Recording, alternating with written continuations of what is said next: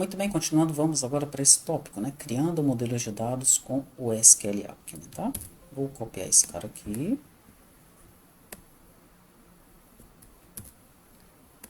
Vou trazer para cá. Agora, por favor,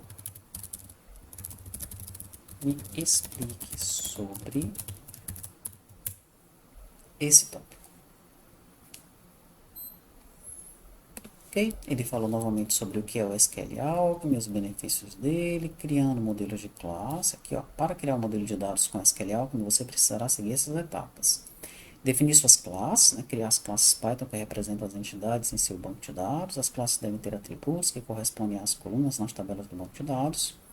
Mapear as classes para o banco de dados. Use o SQL Alchemy para mapear suas classes para tabelas do banco de dados. Isso pode ser feito usando a classe Declarative Base e o Decorator Declarative.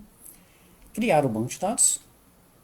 Você pode usar o SQL Alchemy para criar o banco de dados e as tabelas. E manipular os dados, né? Use o SQL para inserir, atualizar e excluir dados no banco de dados.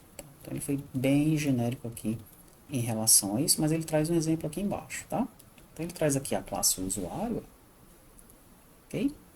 Onde o nome da tabela é usuários, daí ele tem aqui os atributos, né? ID, nome e e-mail, com os respectivos tipos de dados, tá? Tem uma classe endereço, ó. O nome da tabela é endereços, tá no plural. Também tem ID, aí tem o usuário ID aqui, ó.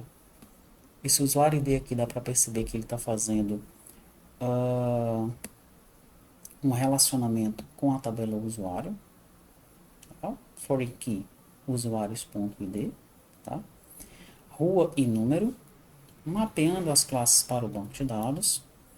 Daí ele chama aqui o metadata create all engine. Cria um novo usuário, coloca o usuário aqui na memória, então instanciando o usuário. Depois eu adiciono o usuário no banco de dados com a session add e a session commit. Crio um novo endereço, tá?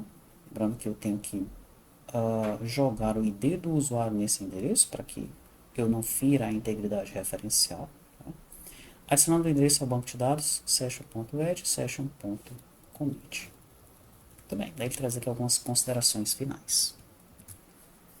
Beleza, nesse momento eu não vou entrar em mais detalhes, nem pedir mais exemplos, porque nós vamos ter um pequeno estudo de caso aqui no final deste módulo, tá certo? Então eu vou parar por aqui.